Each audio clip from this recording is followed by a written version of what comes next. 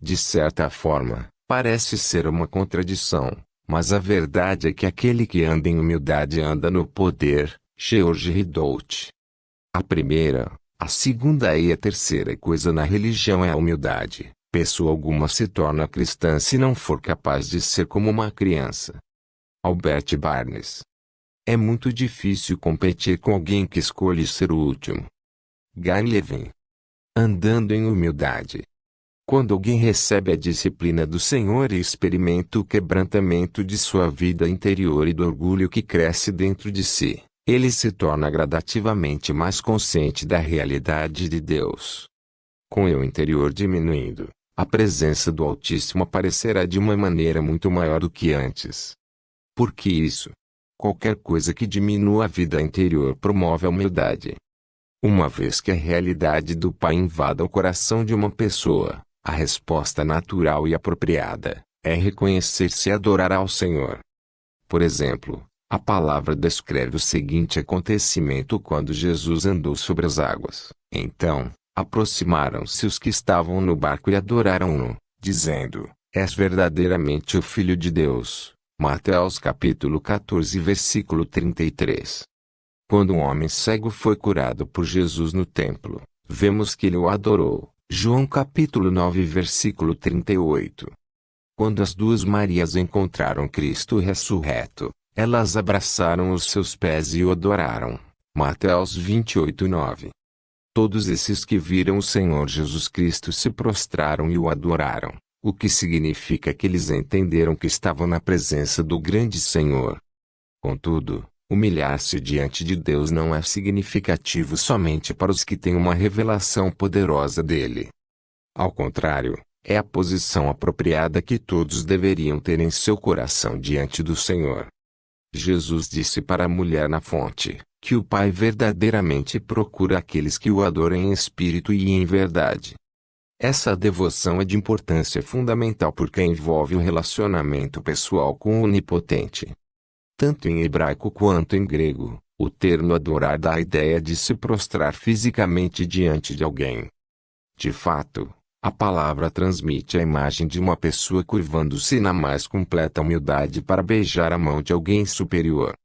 Muitos pensam que cantar hinos e canções de adoração a Deus aos domingos é tudo que se pode fazer para adorá-lo, mas, na realidade, há muito mais para realizar com a sujeição consciente a Deus do que apenas entoar louvores.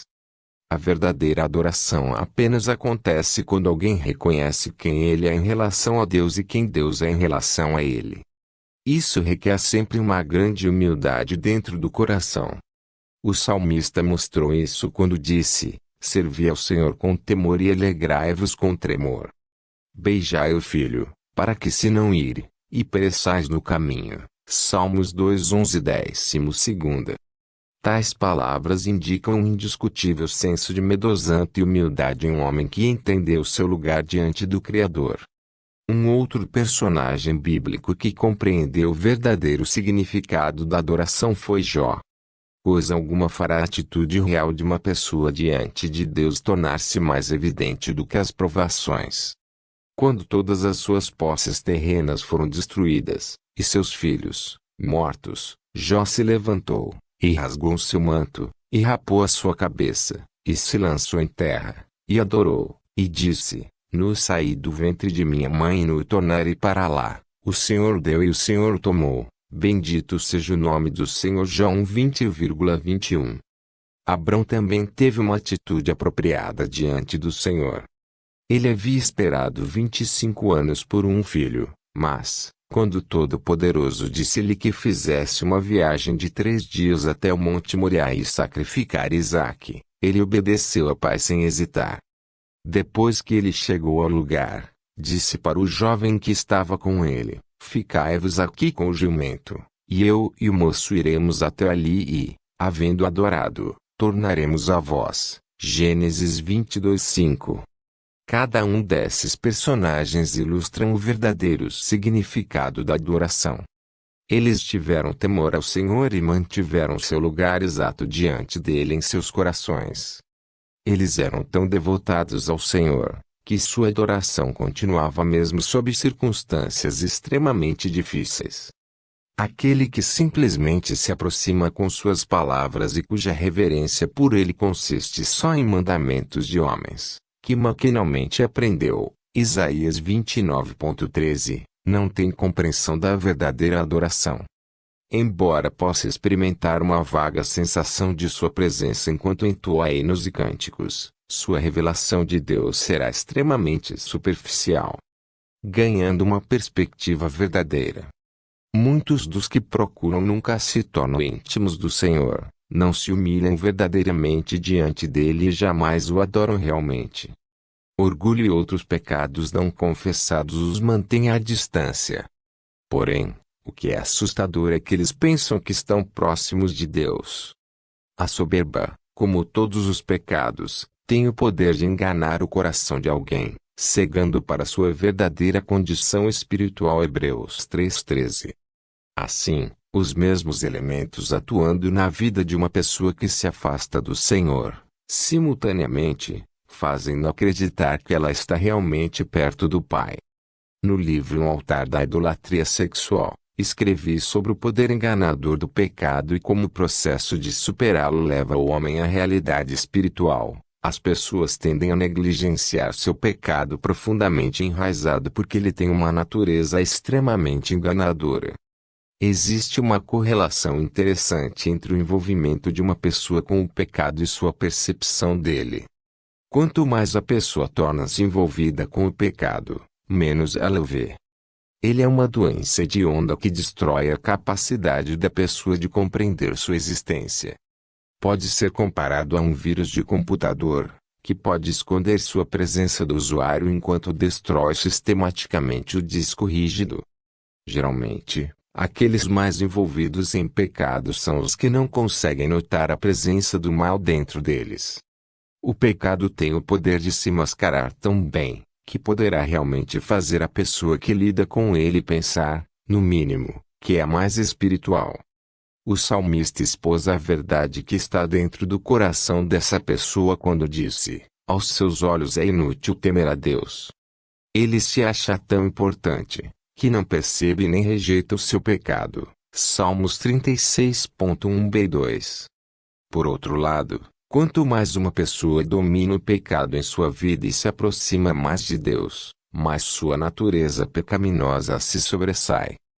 Deus habita na luz inacessível, 1 Timóteo 6,16, e, assim, consequentemente, todo vestígio de egoísmo, orgulho e pecado será exposto àquele que buscar o Senhor com sinceridade. A luz intensa e brilhante de Deus expõe o que está no coração da pessoa. Aqueles que querem aproximar-se mais do Senhor regozijam-se por causa disso. Eles amam a luz e, então, abraçam-na, muito embora isso signifique que seu verdadeiro eu seja desmascarado.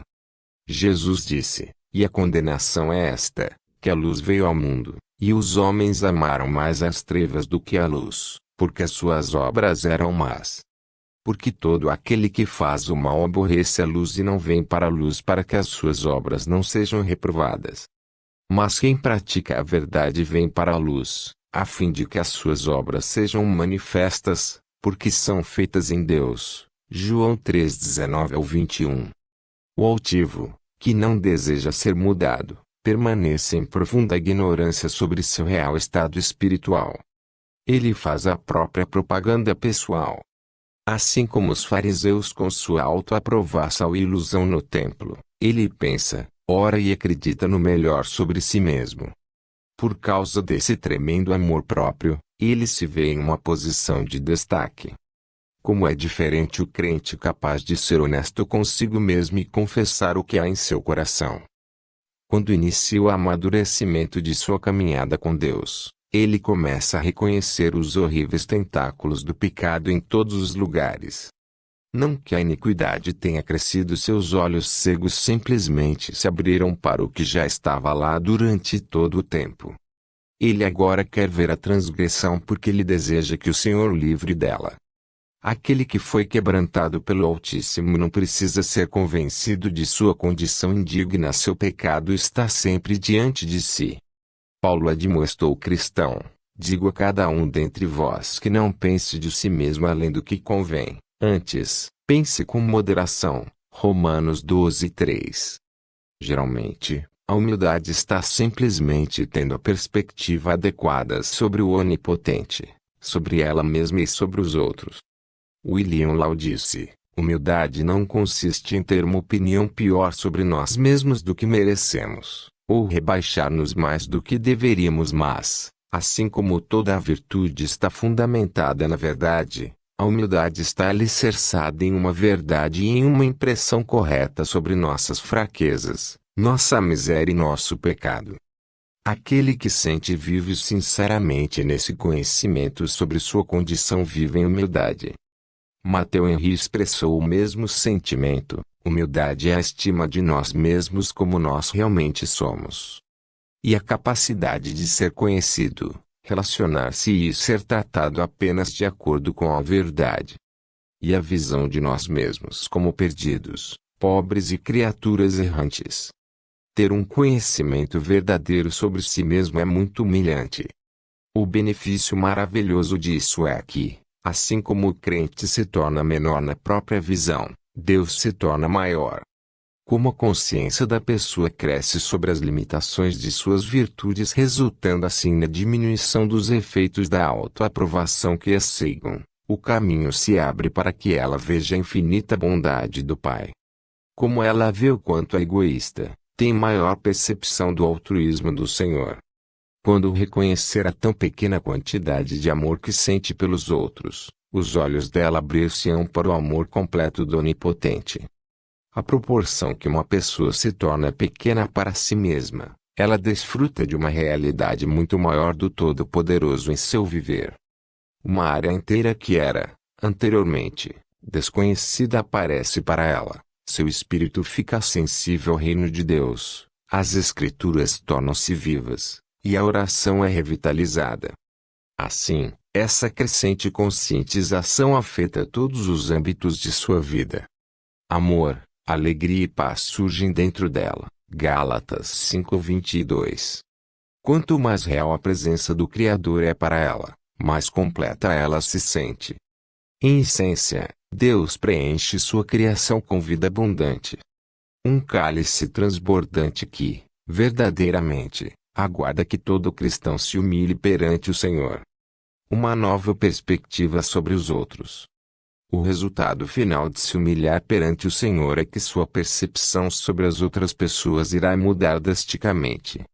Uma vez que seu ego tenha sido destronado, o crente é capaz de ver os outros por meio de um prisma completamente diferente. As pessoas se tornam mais importantes quando vistas pelos olhos do amor de Deus. Pedro mostrou a conexão entre a relação com o Altíssimo e os outros quando disse: sede todos sujeitos uns aos outros e revestivos de humildade, porque Deus resiste aos soberbos, mas dá graça aos humildes. Humilhai-vos, pois, debaixo da potente mão de Deus, para que, a seu tempo, vos exalte. 1 Pedro 5:5b e 6. O tipo de roupa que uma pessoa usa geralmente identifica o que ela é. Por exemplo, um anjo das trevas usa as suas cores, os apliques de sua jaqueta que representam a violência e o vício. Um homem de negócios mostra seu sucesso usando um terno caro. Uma mulher sedutora atrai os olhares com uma blusa agarrada e uma saia curta. É muito importante para esses indivíduos que sua aparência represente adequadamente a imagem que eles querem passar para os outros.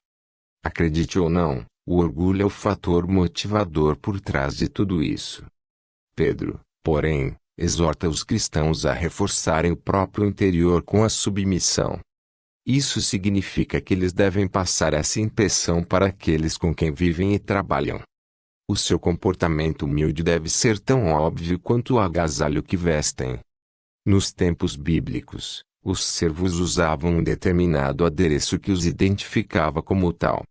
Era claro para todos à sua volta que ele era servo de alguém, um membro da classe mais baixa da sociedade. Os ouvintes de Pedro entenderam claramente as implicações dessa afirmação. Jesus que, frequentemente falava em parábolas para mostrar a verdade. Ilustrou esse princípio espiritual, utilizando-o anteriormente com seus discípulos. João disse que o mestre levantou-se da ceia, tirou as vestes e, tomando uma toalha, cingiu-se. Depois, pôs água numa bacia e começou a lavar os pés aos discípulos e a enxugá-los com a toalha com que estava cingido. João 13, 4 e 5. Estando cingido com uma toalha e fazendo a tarefa de um servo, ele mostrou aos discípulos o que esperava da vida de cada um deles: seguir seus passos, amando e servindo aos outros. Então, Cristo explicou suas atitudes. Vós me chamais mestre e Senhor e dizeis bem, porque eu sou. Ora, se eu, Senhor e mestre, vos lavei os pés, vós deveis também lavar os pés uns aos outros. Porque eu vos dei o exemplo, para que, como eu vos fiz, façais vós também. Na verdade vos digo que não é o servo maior do que o seu senhor, nem o enviado, maior do que aquele que o enviou. Se sabeis essas coisas, bem-aventurados sois se as fizerdes. João 13, 13 ao 17. Jesus não instituiu um novo sacramento simplesmente, mostrou-lhes que um verdadeiro servo de Deus deve ter uma mente servil. Paulo usou termos claros para explicar a relação dos cristãos com seus semelhantes. Revesti-vos, pois, como eleitos de Deus, santos e amados, de entranhas de misericórdia, de benignidade, humildade, mansidão, longanimidade, suportando-vos uns aos outros e perdoando-vos uns aos outros, se algum tiver queixa contra outro, assim como Cristo vos perdoou, assim fazei vós também. E, sobre tudo isto, revesti-vos de caridade, que é o vínculo da perfeição. Colossenses 3:12 a 14. Enquanto todos temos áreas de orgulho dentro da moldura de nosso caráter, devemos esforçar-nos para nos humilhar perante Deus e os homens. Aqui estão algumas coisas que podemos fazer para aumentar a humildade, tornar nosso pecado conhecido diante do Senhor. Adorá-lo com verdadeira reverência. Tratar as pessoas com bondade, paciência e mansidão. Ser rápidos em perdoar os erros dos outros. Mostrar compaixão por eles fazendo o nosso melhor para sanar suas necessidades. Em outras palavras, humildade não deveria simplesmente ser um conceito vago, mas uma parte bem real da vida diária do cristão. Oração. Querido Senhor, reconheço que sou muito grande aos meus próprios olhos. Por favor, humilha-me para que eu possa ver-te melhor. Tira-me de qualquer autoilusão que o orgulho ou o pecado tenham criado. Ajuda-me a adquirir a perspectiva apropriada de mim mesmo em relação a ti e aos outros. Faça-me temer-te. Dá-me um coração de servo. Purifica-me, Senhor, para que eu possa viver humildemente diante de ti e dos outros. Amém. Paulo fez a seguinte exortação aos cristãos: amai-vos cordialmente uns aos outros com amor fraternal, preferindo-vos em honra uns aos outros. Comunicai com os santos nas suas necessidades, segui hospitalidade, abençoai aos que vos perseguem, abençoai e não amaldiçoeis. Alegrai-vos com os que se alegram e chorai com os que choram. Sede unânimes entre vós, não ambicioneis coisas altas, mas acomodai-vos às humildes, não sejais sábios em vós mesmos. Essa é uma definição completa de humildade e descreve o que deveria caracterizar a vida normal do cristão. Qualquer um que tenha o Espírito de Cristo vivendo dentro de si terá uma vontade interna de ajudar aqueles que estiverem passando necessidade à sua volta. Por exemplo, observemos o que Jesus fez em um período de 2 dias, como está registrado nos capítulos 5 a 9 do Evangelho de Mateus. Primeiro dia, pregou o sermão da montanha. Curou um leproso. Sarou o servo do centurião. Curou a sogra de Pedro. Restaurou pessoas e expeliu demônios de muitas delas aquela noite. Entrou em um barco para cruzar o mar da Galileia e adormeceu. Acalmou uma tempestade que assaltou o barco. Segundo dia, expulsou os demônios de 2 homens na outra margem. Cruzou o lago de volta para Cafarnaum. Curou um paralítico. Debateu com os fariseus. Jantou com Mateus e seus amigos. Curou mulher com hemorragia. Ressuscitou a filha de Jairo. Curou 2 cegos. Expulsou o demônio de um outro homem. Sou grato a Mateus por ter feito esse registro da vida diária do Salvador, em vez de, simplesmente, registrar todos os grandes eventos que aconteceram durante seus 3 anos de intenso ministério terreno. Esse relato sobre seu cotidiano revela sua preocupação constante com a vida das pessoas. De acordo com a afirmação de sua missão, ele não veio para ser servido, mas para servir. Os verdadeiros seguidores de Cristo adotam esse mesmo raciocínio porque Cristo vive neles. Quando vem a necessidade, eles são compelidos a ajudar os necessitados.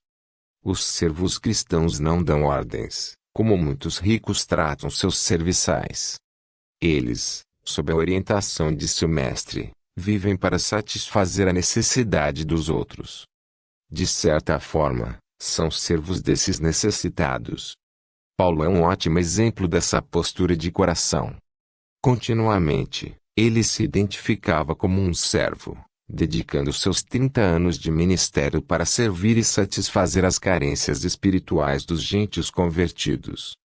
O que ele enfrentou para ajudar os outros é absolutamente fenomenal. Assim, as coisas que ele pode ter desejado para si mesmo, conforto, segurança, prazer, prosperidade, dentre outras, ficaram em segundo plano quando ele recebeu um chamado de Jesus Cristo para pregar o Evangelho. Não havia coisa alguma, nem mesmo o martírio, que ele deixaria de enfrentar até o fim. O livro de 1 Tessalonicenses revela o grande amor desse apóstolo pelas pessoas. Leia algumas das coisas que ele disse para essa congregação, as quais significavam muito para ele. Tanto mais procuramos com grande desejo ver o vosso rosto. 2.17b. Pelo que bem quisemos, uma e outra vez, ir ter convosco, pelo menos eu, Paulo, mas Satanás nos impediu. Porque qual é a nossa esperança, ou gozo, ou coroa de glória? Porventura, não sois vós também diante de nosso Senhor Jesus Cristo em sua vinda? Na verdade, vós sois a nossa glória e gozo. Pelo que, não podendo esperar mais. Portanto, não podendo eu também esperar mais, mandei-o saber da vossa fé, temendo que o tentador vos tentasse. Desejando muito ver-nos, como nós também a vós. Porque, agora, vivemos, se estáis firmes no Senhor. Por todo o gozo com que nos regozijamos por vossa causa diante do nosso Deus. Orando abundantemente dia e noite, para que possamos ver o vosso rosto e supramos o que falta à vossa fé. A grande devoção de Paulo por essas pessoas é óbvia. Ele passou a vida inteira envolvido com o bem-estar delas. Sua busca por almas perdidas o levou a um viver sem descanso. Muitos estavam perdidos na escuridão, indo para o inferno, e ele se importou profundamente. Esse é o pensamento que todo cristão deveria ter. Autosserviço. Como é diferente a mentalidade que muitos têm hoje. A história de um jovem, cujo pseudônimo é Kate, vem à minha mente. Ele ingressou no programa de internação do Pure Life Ministries, Ministérios de Vida Pura, por causa de seu problema com a homossexualidade. Rapidamente, tornou-se salvo e seguiu procurando mais liberdade de seu pecado sexual. Ele sentiu o chamado para o ministério e, finalmente, entrou na escola bíblica com a bênção dos conselheiros. Ficamos todos muito felizes por ele quando se graduou, 2 anos mais tarde, e estávamos ansiosos para contratá-lo quando ele viesse pedir um emprego. Porém, quando chegou, rapidamente, ficou visível que ele havia perdido alguns dos princípios de servidão que havíamos plantado nele. Nós o havíamos ensinado que o principal propósito do ministério é ajudar outras pessoas. De alguma forma, na época em que ele se formou, seu principal foco era construir uma carreira ministerial que girasse em torno dele. Parecia claro que ele queria ser alguém grande, e o ministério era sua passagem para essa grandeza. Tal atitude se revelou, particularmente, em uma conversa que tive com ele muitos meses depois de ele ter voltado para trabalhar conosco. Keita ainda estava lutando com a masturbação constante. Porém, ele me disse que tinha tido um sonho, na noite anterior, em que o Senhor disse-lhe que queria usá-lo de uma maneira grandiosa, mas ele estava incapacitado por causa de seu hábito de se masturbar. Eu sabia que o sonho não vinha de Deus, porque a masturbação é um mero sintoma de algo muito mais profundo. Kate, o Senhor quer usá-lo, mas a masturbação não é o problema, você é o problema, eu exclamei. Masturbação, raiva, amargura e outras coisas contra as quais você luta são as fraquezas da carne. Para colocar em termos mais simples, o problema é que você ainda está muito cheio de si mesmo. Enquanto estiver dessa maneira, o Altíssimo estará muito limitado no que ele pode fazer por seu intermédio. A outra coisa que precisa saber é que seu entendimento sobre o serviço do Senhor está fora dos eixos. Continuei. Kate, o ministério não se deve desenvolver em torno da ideia de você ser usado de uma grande maneira. Esse tipo de pensamento é alheio ao reino de Deus. Sua perspectiva é que você faça grandes coisas para o Senhor. Toda a sua motivação para o serviço está centrada em torno da sua vida, o que ganhará com isso, como as pessoas olharão para você, quão grande você parecerá aos outros. A grandeza no reino de Deus gira em torno do Senhor, não do trabalhador, concluí. O Senhor é o único com o coração magnânimo. Ele é quem possui um amor enorme pelos outros e o único com poder para fazer qualquer coisa para ajudá-los. Nossa parte Richard Sobotka tem 23 anos de idade. Quando tinha 9, sofreu de síndrome de Rey, uma doença que causa a destruição do tecido nervoso, deixando sequelas irreversíveis. Seu efeito em Richard foi a perda da capacidade de se comunicar e algumas habilidades motoras. Ele respira por meio de um tubo de traqueotomia, o que parece ser um grande problema, mas Richard aprendeu a servir ao Senhor como ele é. No último outono, ele decidiu recolher as nozes caídas no chão da propriedade de seus pais. Ele poderia vendê-las e ganhar algum dinheiro. Richard gastou uma semana inteira nesse trabalho, que, para ele, era uma grande tarefa, uma vez que seus problemas de saúde não permitiam muitos movimentos. Ele se sentava no chão, pegando os frutos com 2 dedos que funcionavam, e os colocava dentro da sacola. Sua colheita foi impressionante. 122 quilos de nozes foram coletadas dentro de 16 a 20 sacos. Richard levou-as para o comércio local e recebeu $21,60 por seu trabalho. Em vez de guardar esse dinheiro para o próprio uso, ele decidiu mandá-lo para os missionários Bill e Judy Kirsch, na África do Sul. Bill escreveu que foi a oferta mais generosa que eles já haviam recebido. De muitas formas, Richard é um exemplo para todos nós. Ele é o modelo do tipo de servo do alto sacrifício que agrada a Cristo e que, geralmente, negligenciamos em nossa abundância e riqueza. 3 Quando Deus chama um crente para a vida eterna, Ele também o convoca para seu serviço. A igreja é denominada Corpo de Cristo, onde cada membro tem seu lugar. O Senhor planejou um ministério que se adequa perfeitamente ao temperamento, às habilidades e à fé que cada cristão possui.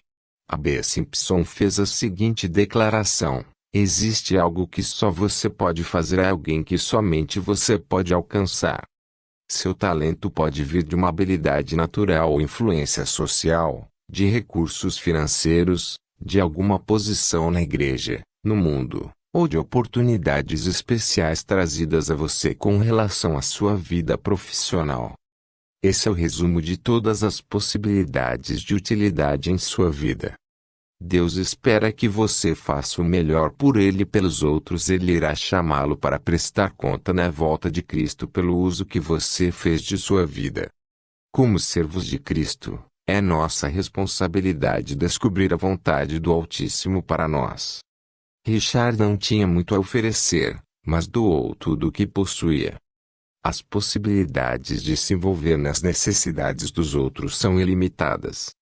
Asilos estão sempre procurando por voluntários para ajudar os idosos que foram esquecidos e abandonados pela família e pelos amigos. Que lugar maravilhoso para retribuir ao Pai por toda a misericórdia que Ele tem demonstrado.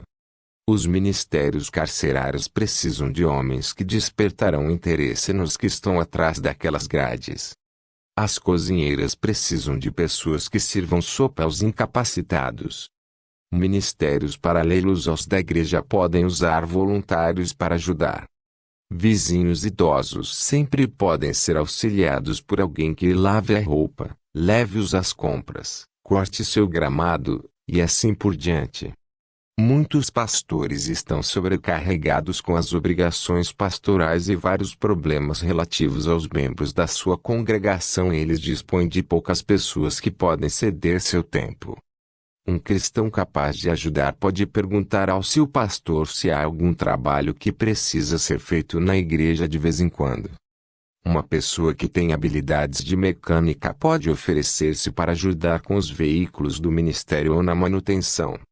Aqueles que têm habilidade administrativa podem colocar-se à disposição para digitar os trabalhos, preparar um boletim mensal, agendar as visitas e um grande número de outras coisas.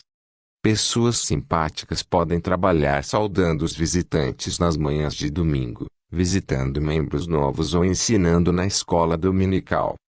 Qualquer um desses serviços de misericórdia são tão importantes quanto pregar e ensinar no reino de Deus. Não são poucas as necessidades para se ajudar. O Todo-Poderoso tem um propósito para a vida de cada um. Ele tem alguma tarefa que é especialmente adequada para cada pessoa. O que é importante para o crente é envolver-se auxiliando os outros da maneira que puder. Esse é o raciocínio do reino dos céus. O que pode ser mais gratificante na terra do que fazer a vontade do Altíssimo? Aqueles que não estão atendendo completamente o chamado de Deus nunca terão conhecimento da alegria que estão perdendo. Oração.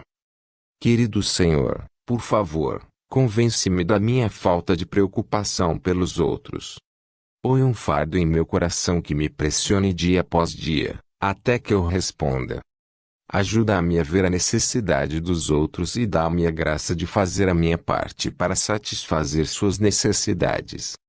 Faze tua vontade conhecida para mim e eu prometo que obedecerei ao teu chamado. Obrigado, Senhor. Amém. Muitos de nós valorizamos a qualidade em uma pessoa que, quando fala conosco, diz: você, certamente, é igual a mim e, em muitas formas, melhor que eu, anônimo. As pessoas são, por natureza, egoístas, e é a forma da religião que as faz benevolentes. Naturalmente, procuram os próprios interesses, mas o Evangelho ensina-lhes a considerar o bem-estar dos outros.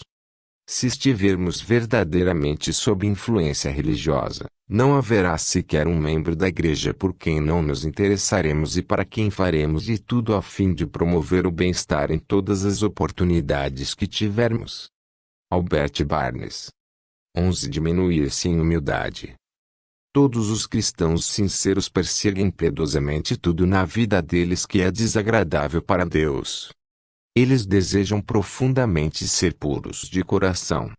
Eles compreendem que a terra é uma provação temporária e que todo pensamento e qualquer palavra e ação serão julgados um dia. Aquilo que permitiram que o Criador fizesse dentro deles e por intermédio deles determinará a qualidade e a medida da recompensa que receberão na eternidade, as quais, segundo eles, serão fundamentadas, primeiro, no grau que permitiram que Deus os conquistasse e os moldasse para ser a imagem de Jesus Cristo. Romanos 8:29. A oração de Davi está continuamente em seus lábios: sonda-me, ó Deus, e conhece o meu coração, prova-me e conhece os meus pensamentos. E vê se há em mim algum caminho mau e guia-me pelo caminho eterno. Salmos 139, 23,24. Quão diferente é o pensamento daqueles que vivem apenas pelo dia de hoje. A Bíblia os chama de tolos, aqueles que não ponderam e tomam decisões fundamentadas em resultados imediatos. Certamente, o que as Escrituras dizem sobre eles é verdade: os loucos desprezam a sabedoria e a instrução. O caminho do tolo é reto aos seus olhos, os loucos zombam do pecado. O tolo encoleriza-se e dá-se por seguro. O tolo despreza a correção de seu pai. Provérbio capítulos 12 ao 15. O coração dos tolos está na casa da alegria. Eclesiastes 7. 4b. Essas passagens são um bom lembrete da importância de permitir que o Espírito Santo complete sua obra dentro do nosso coração. Há muito em risco, e é um fato inegável que uma das maiores necessidades do homem é ser humilhado. Até aqui, grande parte deste livro tratou acerca do orgulho e da humildade sob um ponto de vista teórico. Agora, apresentarei alguns passos concretos que o leitor poderá seguir para cooperar completamente com a obra de Deus em sua vida. Lidando com orgulho. Se você deseja andar em humildade, deve, primeiro, determinar quais as formas de orgulho que estão atuando em seu coração. Faça a si mesmo as seguintes perguntas: existem ocasiões em que me comporto de maneira superior aos outros? Procuro e tento ganhar a admiração das pessoas? Sou sensível e defensivo? Tenho a tendência de me comportar como sabe-tudo? Sou rebelde para com os meus líderes? Resisto à autoridade de Deus em meu viver? Tento receber a glória por aquilo que o Pai fez em minha vida ou por meio dela? É sábio lidar com essas questões antes do Senhor, e pedir a Ele que revele as áreas de seu coração que estão sendo marcadas pelo orgulho.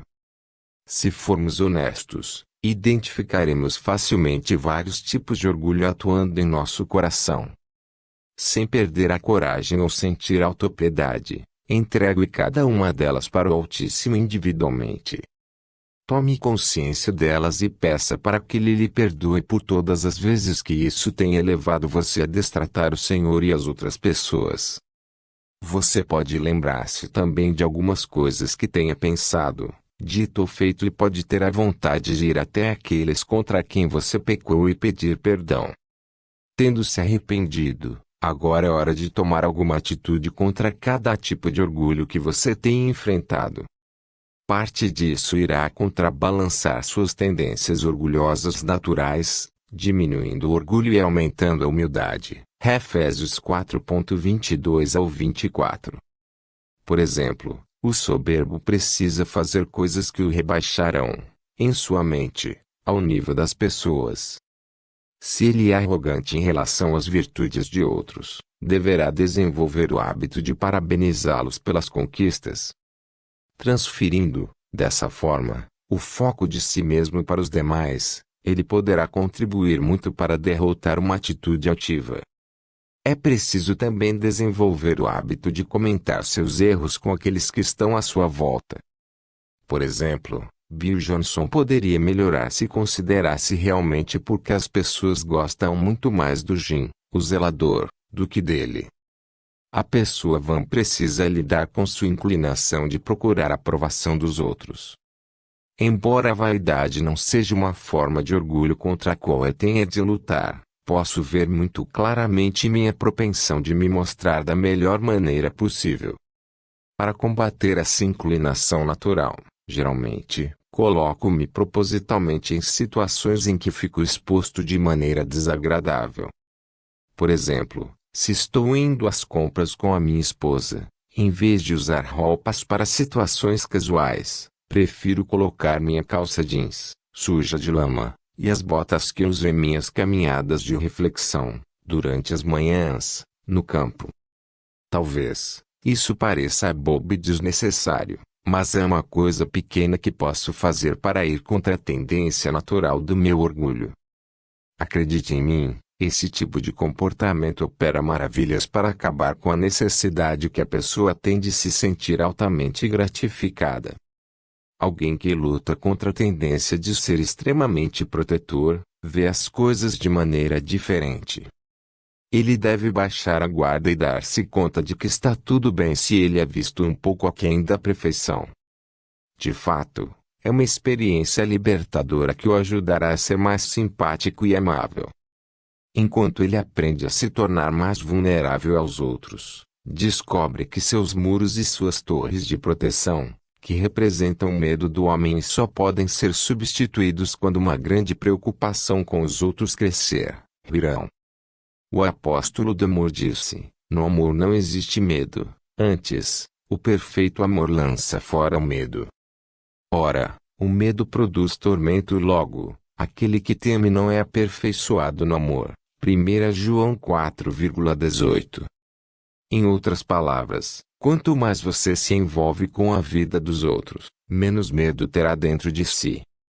Um indivíduo rebelde ou que tende a ser inatingível deve lidar sem misericórdia com seu orgulho, porque o confronto é uma parte vital no reino de Deus. Seria uma atitude sábia aproximar-se de seus líderes espirituais ou daqueles próximos a ele, apresentando essas inclinações e pedindo a interferência dessas pessoas em sua vida. As sábias palavras de Salomão expressam por que isso é tão vital: o que repreende o escarnecedor afronta toma para si, e o que censura o ímpio recebe a sua mancha. Não repreendas o escarnecedor, para que te não aborreça, repreende o sábio, e amar-te-á. Provérbios 9, 7 e 8. Uma pessoa muito qualificada, geralmente, luta contra o orgulho do sábio e tudo em suas áreas de interesse. Ela pode estar muito satisfeita sobre seu nível de conhecimento. Uma boa maneira para lutar contra essa atitude é propositalmente pedir orientação e informação aos outros sobre diferentes assuntos. Isso pode ser extremamente difícil e humilhante para ela, porque é muito talentosa. Porém, isso irá fazer-lhe um bem tremendo e, ao mesmo tempo, será uma bênção para os outros. O orgulho espiritual exige um grande acordo de arrependimento profundo diante de Deus. Alguém que lida com essa forma de soberba tende a exagerar em sua espiritualidade. Seria prudente pedir ao Senhor que lhe desse uma visão maior do quanto está perdendo espiritualmente. Tal indivíduo não pode fazer-se pobre de espírito, mas tem a possibilidade de procurar o Altíssimo para que lhe o faça. Andar contra a tendência natural do orgulho na vida ajuda tremendamente a mantê-lo sob controle. Uma palavra de atenção deve ser mencionada aqui. Enquanto você começa a ver formas diferentes de orgulho em sua vida, inevitavelmente, torna-se mais consciente delas na vida dos que estão à sua volta. Você deve policiar-se contra essa propensão e evitar criticar essas pessoas. Em vez de apontar erros delas, procure maneiras de servir. Formas de se humilhar. Além de lidar com atitudes orgulhosas específicas que você possa ter, existem outras coisas práticas que você pode fazer para se humilhar diante dos outros. Antes de tudo, deve mudar a maneira que vê aqueles que estão ao seu redor. Em lugar de enxergá-los como rivais, considere-os objetos do seu amor, seu respeito e sua afeição. Deus os ama e mandou o seu Filho para morrer na cruz para que eles pudessem ter vida. Eles devem ter o melhor daquilo que você puder oferecer. Em uma manhã em oração, durante os anos iniciais de meu ministério, o Senhor colocou em meu coração que os homens que viriam para o nosso programa de internação eram seus convidados especiais e deviam ser tratados como tal. Essa revelação realmente mudou a maneira de vê-los a partir daquele momento. Em segundo lugar, reconheça como o espírito desse mundo tem afetado suas perspectivas de vida e a forma como você se vê e observa aos outros. Pense nas palavras de William Law, que escreveu o seguinte muitos séculos antes de a televisão, o rádio e os computadores começarem a influenciar o pensamento moderno. O demônio é chamado, nas Escrituras, de príncipe deste mundo pelo fato de ele ter grande poder aqui. Muitas de suas regras e seus princípios são criados por esse espírito maligno, que é o pai de todas as mentiras e falsidades, as quais nos separam de Deus e evitam nosso encontro com a felicidade.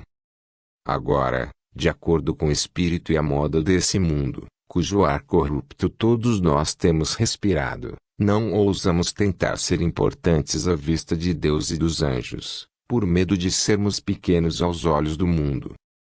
Nessa área, surgem as maiores dificuldades da humildade, porque ela não pode existir em qualquer mente, mas, até agora, está morta para esse mundo e separada com todos os desejos de aproveitar sua grandeza e honra.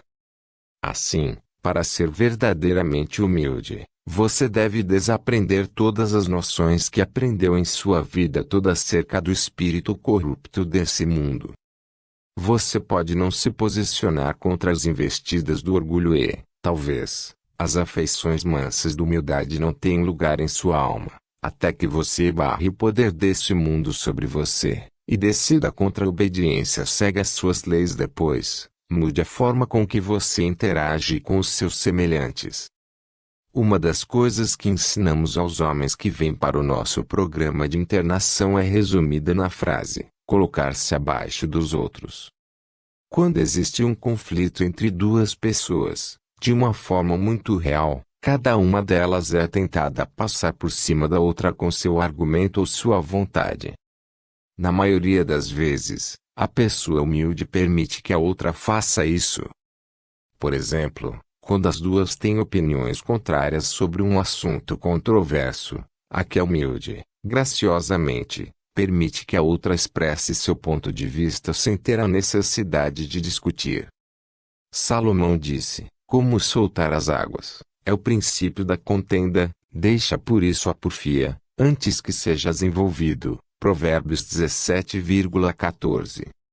Ele também declarou: a resposta branda desvia o furor, mas a palavra dura suscita a ira. Provérbios 15,1.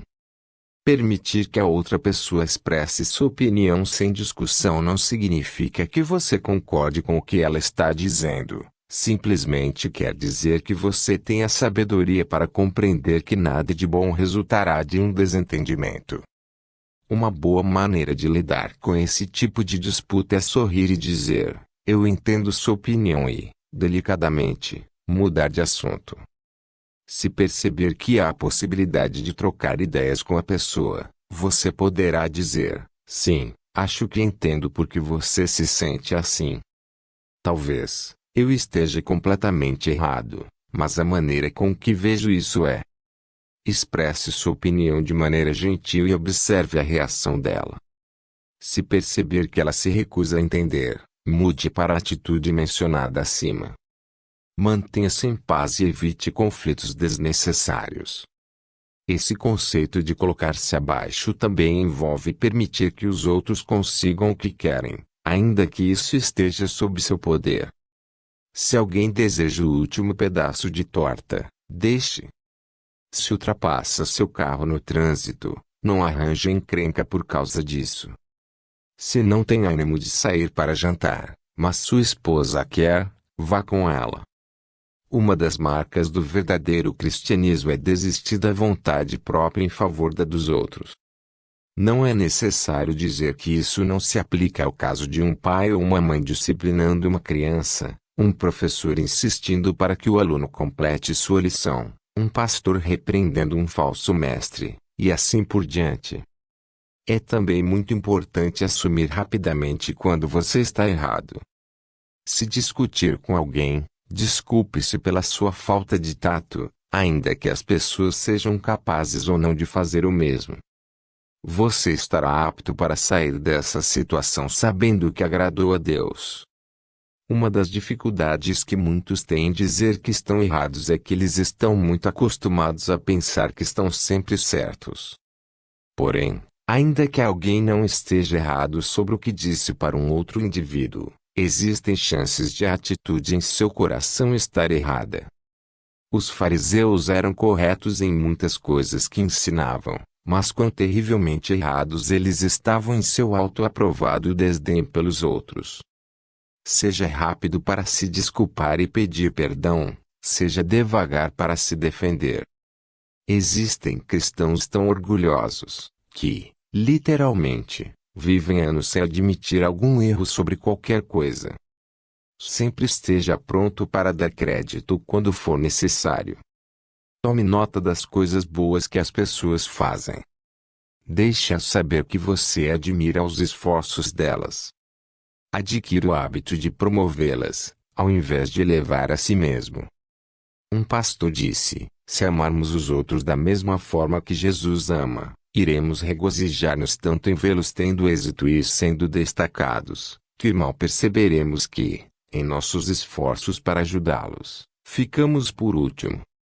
O Salvador também declarou: e como vós quereis que os homens vos façam, da mesma maneira fazei-lhes vós também.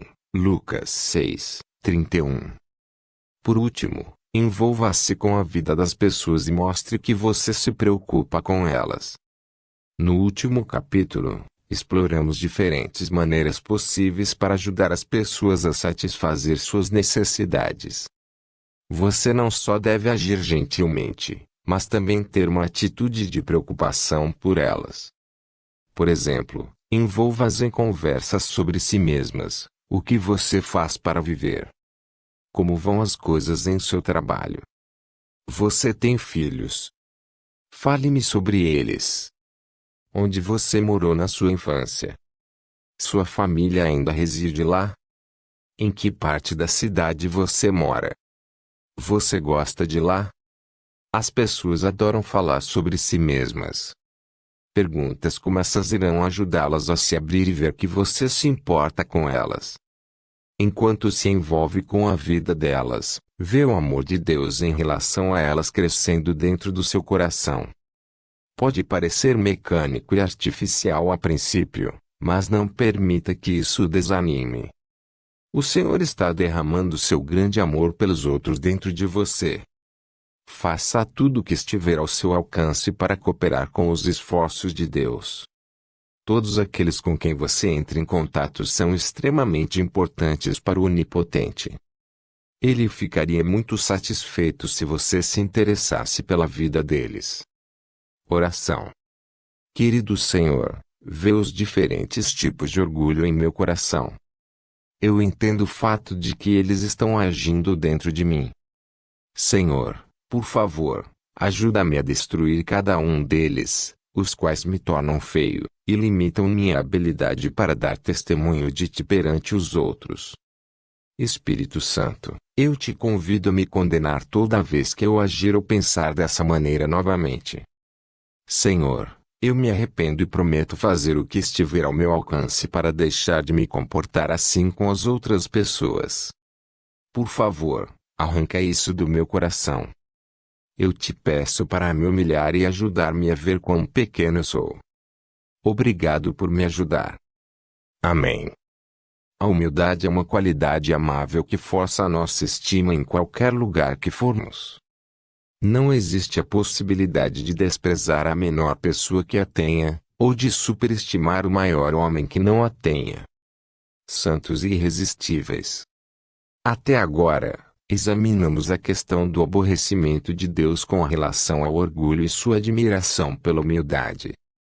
A premissa deste livro, a qual tentei estabelecer por meio das Escrituras, é que a soberba cobra um preço terrivelmente alto sobre a vida de uma pessoa, enquanto a humildade traz o favor do Senhor e suas bênçãos.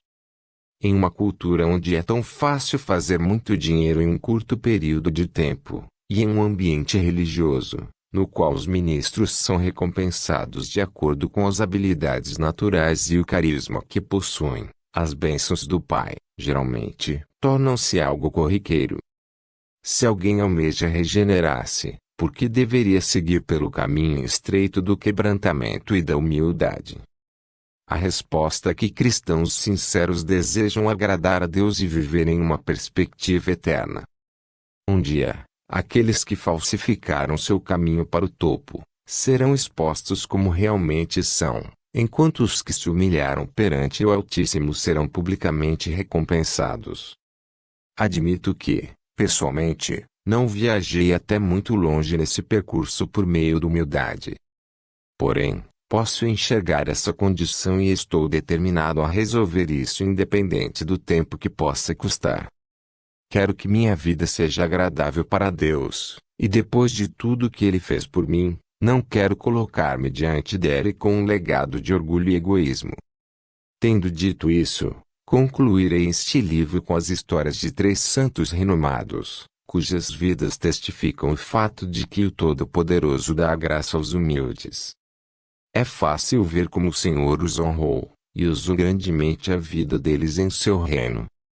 A biografia de cada um deles é bem conhecida, por isso, irei centralizar-me nas afirmações e situações interessantes que revelam o caráter de cada um. Tremendo diante de Deus. Porque quem despreza o dia das coisas pequenas? Zacarias 4,10. Talvez você pense que uma das maiores denominações tenha surgido com o movimento missionário moderno, que seu pioneiro deve ter sido abençoado em alguma das grandes catedrais e tenha sido tema de uma gloriosa celebração de despedida. Porém, foram formas modestas que inauguraram esse monumental segmento da história da Igreja. Ainda jovens cristãos, William Carey e um casal de amigos formaram uma sociedade de missões para estudar a ideia de levar o Evangelho à Índia. Porém, quando eles compartilharam suas ideias no encontro de ministros da região, foram ridicularizados. Ainda entusiasmado, William começou a fazer planos para ir àquele país. Após saber de seus planos, seu pai lhe escreveu uma carta, criticando-o e reprimindo-o por um propósito tão tolo. Pior do que isso, sua esposa se recusou a acompanhá-lo ou permitir que seus filhos fossem também. William respondeu à sua mulher em uma carta datada de 6 de maio de 1793, se tivesse o mundo todo, eu dá-lo-ia facilmente para ter você e meus filhos aqui comigo, mas o senso de obrigação é tão forte, que se sobrepõe a todas as outras considerações. Não posso voltar sem sentir culpa em minha alma. Dorothy finalmente cedeu, e a pequena comissão embarcou em um navio que chegaria a Calcutá 6 meses depois. O movimento missionário moderno começou com muita oposição. Em poucos meses, o dinheiro havia acabado. Quando parecia que nada mais podia piorar, viver em um país estranho onde eles não conheciam pessoa alguma, a senhora Carey e seu filho ficaram seriamente doentes. Apesar disso, Deus interveio, e logo eles se restabeleceram e ficaram aptos para obter uma renda modesta. Infelizmente, o coração de Dorothy não estava ligado ao de William nessa empreitada. Em vez de ver isso como uma oportunidade maravilhosa de servir ao Senhor e levar o cristianismo a uma nação mergulhada na escuridão espiritual, tudo o que ela via eram as dificuldades. Quando seu filho mais novo morreu, ela chegou ao limite emocional. Os primeiros 7 anos da família Carey, na Índia, foram extremamente difíceis, mas esse período foi crucial, quando sua fé foi testada e a vida própria, esmagada. De vez em quando, outros provenientes da Inglaterra se uniam a eles. Logo, o pequeno grupo de missionários ocupou-se na tradução de partes das Escrituras para a língua local. Durante os 30 anos seguintes, William traduziu toda a Bíblia em 25 línguas e dialetos indianos diferentes. Em 1825, ele escreveu: "O Novo Testamento será impresso, em breve, em 34 línguas, e o Antigo Testamento, em 8, além das versões em 3 variedades do Novo Testamento hindu."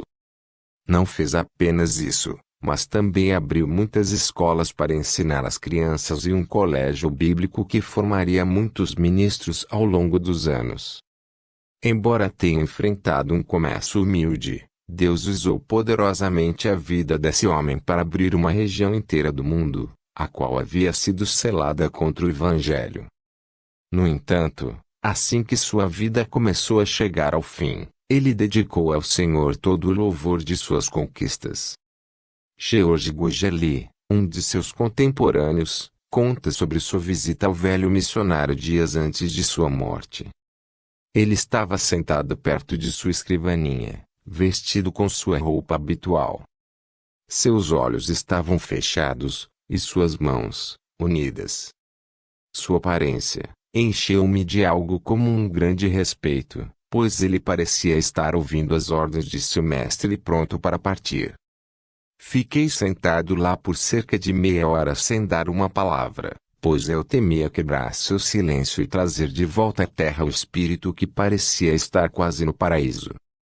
Por fim, porém, falei, e lembro-me muito bem das palavras que trocamos. Querido amigo, Gojali disse, você parece estar diante do portão da eternidade. Não pense mal de mim ao perguntar sobre seus pensamentos e sentimentos. A questão fez o Dr. Carey corar. Vagarosamente, ele abriu os olhos e, então, com uma voz fraca e profunda, respondeu, eu sei em quem tenho crido, e estou convencido de que ele é capaz de manter aquilo a que fui ordenado por ele até este dia. Mas, quando penso que estou para entrar na santa presença de Deus e lembro-me de todos os meus pecados, eu tremo. Ele morreu 2 dias depois, poucos dias antes dessa visita, enquanto sua saúde parecia deteriorar-se sem qualquer chance de recuperação. Um outro amigo perguntou-lhe se havia alguma preferência por uma passagem específica da Bíblia para ser usada no sermão de seu funeral.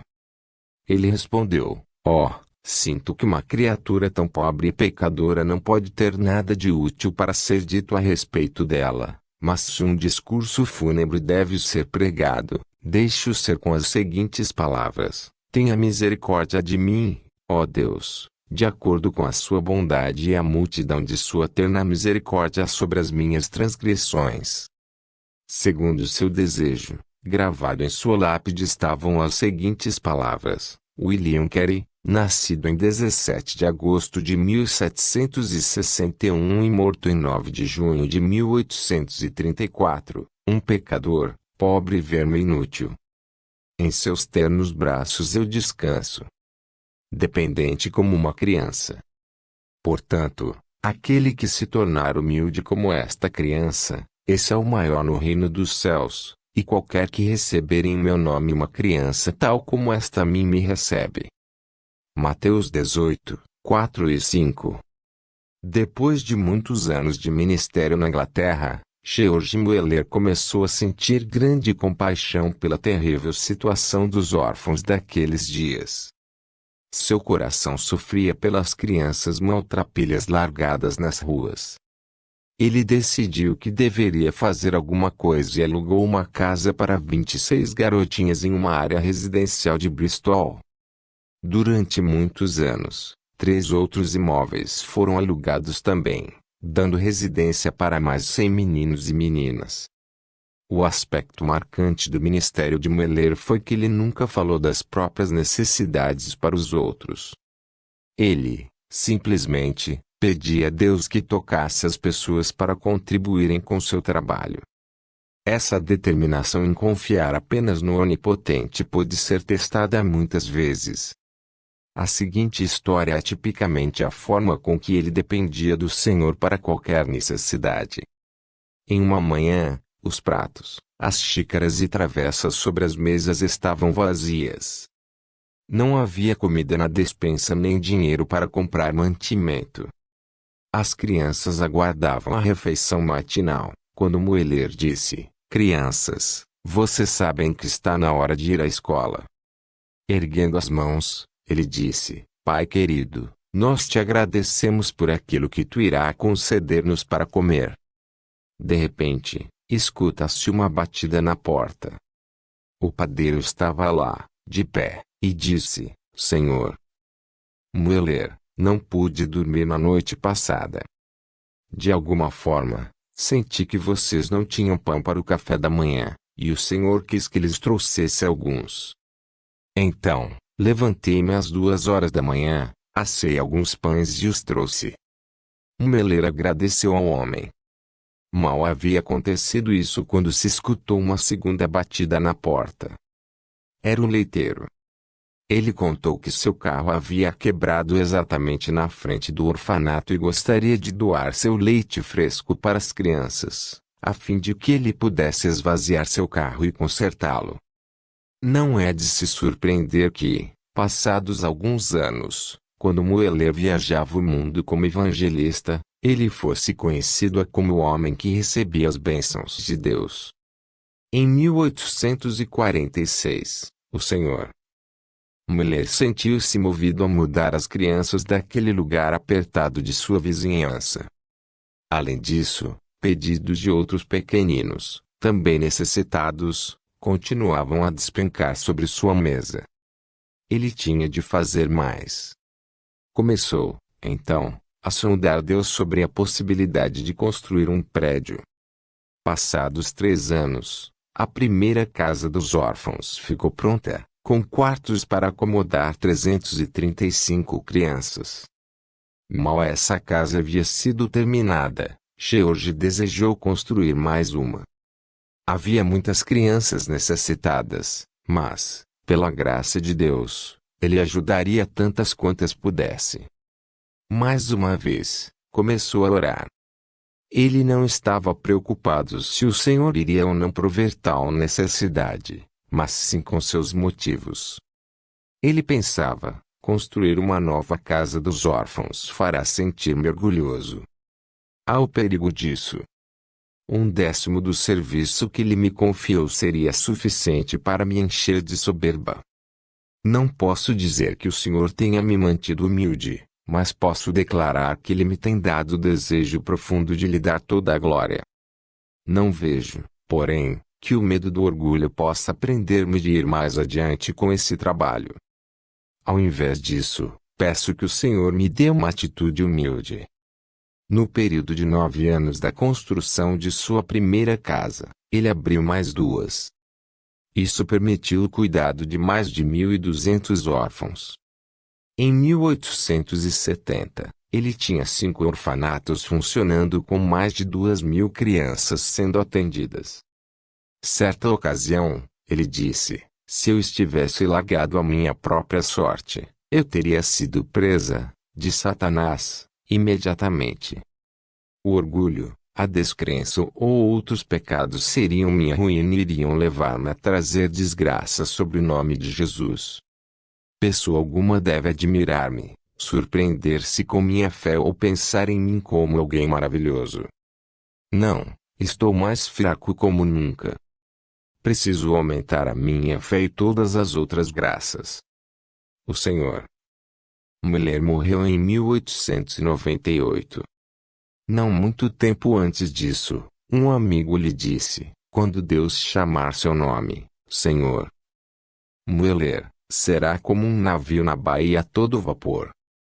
Oh, não, ele disse, é o pobre George Mueller, quem precisa pedir diariamente, aumenta minha fé, para que meus pés não afundem. Pequeno aos próprios olhos. Minha graça é suficiente para você, pois o meu poder se aperfeiçoa na fraqueza. 2 Coríntios 12, 9.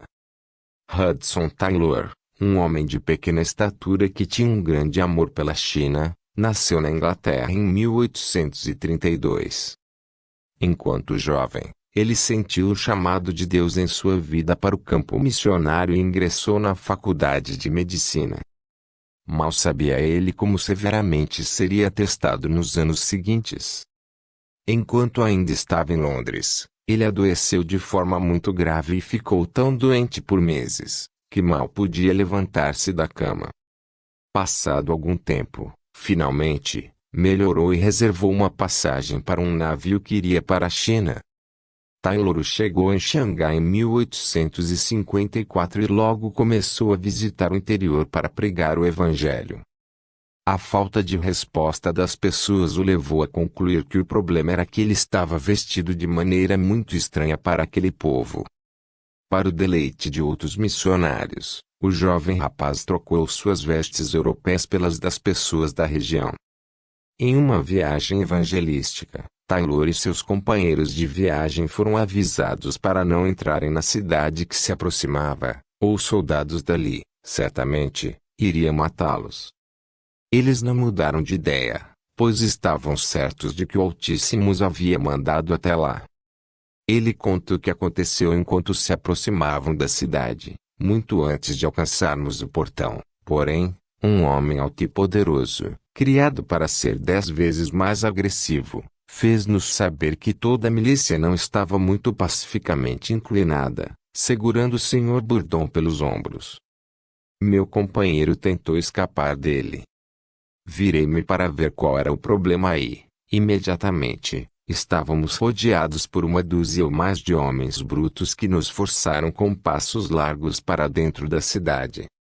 Minha mala começou a parecer muito pesada, e eu não podia trocá-la de mãos para aliviar-me. Logo eu estava coberto de suor e mal podia acompanhar seus passos. Tinham mandado levar-nos até o chefe, mas nos disseram, por meio dos maiores insultos, que eles sabiam onde nos buscar e o que fazer com pessoas como nós. O homem que havia segurado o Sr. Burdon logo o trocou por mim e tornou-se meu principal tormento, por eu não ser nem tão alto e nem tão forte quanto meu amigo e, portanto, menos capaz de resistir a ele.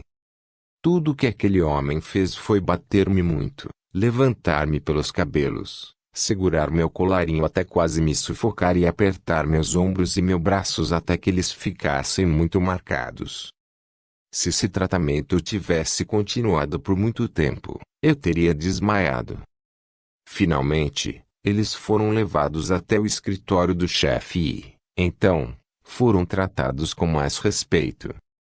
O chefe se sentiu tão mal sobre o abuso que eles haviam sofrido, que mandou alguns homens com eles para protegê-los enquanto pregavam e estudavam os livros. Assim, Deus usou o ataque de Satanás para espalhar o Evangelho. Taylor continuou a viajar pela China, pregando em todas as oportunidades, ensinando a literatura e mostrando sua capacidade de sofrer pela causa de Cristo. Em 1865, já no campo missionário por 11 anos, o Senhor moveu para iniciar uma organização com a intenção específica de alcançar o inatingível interior daquele país do Oriente. Ele viajou de volta à Inglaterra, orando e escrevendo sobre a grande necessidade de evangelizar os milhões de almas perdidas na China. Ele também começou a pedir a Deus que mandasse trabalhadores para que ele pudesse empreender um trabalho bem grande. Um número de pessoas atendeu ao seu chamado e se juntou a ele e a sua esposa na China.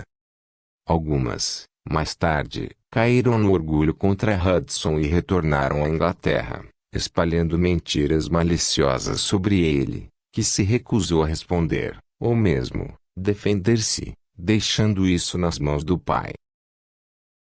Hudson continuou a orar ao Senhor da Seara por trabalhadores.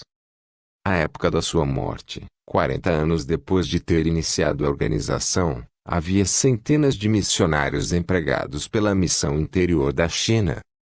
Deus usou Hudson Taylor e seus seguidores para abrir o interior daquele grande país para a mensagem de Cristo. Milhares de chineses se tornaram cristãos. A rebelião do Boscher tentou acabar com o cristianismo, mas isso só serviu para espalhá-lo ainda mais. Embora sua organização tenha se tornado uma das mais efetivas e renomadas no mundo, o Sr. Taylor permaneceu pequeno aos próprios olhos.